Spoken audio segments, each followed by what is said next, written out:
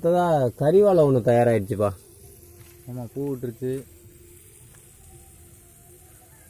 வந்துருச்சு பாரு. விட்டுருக்கு. எவ்வளோ உயரம் போயிட்டே இருக்கா. இன்னும் இந்த மரங்கள்லாம் எவ்வளோ உயரம் போக போகுதுன்னு தெரியலே. பூ இன்னும் விடாமல் இருக்குது, பூ விடாமல் இருக்குது. 20 அடிக்கு மேலே போயிட்டுருக்க. எல்லா வாழையுமே 20 அடிக்கு மேலே வந்துருமே. ஆமாம்,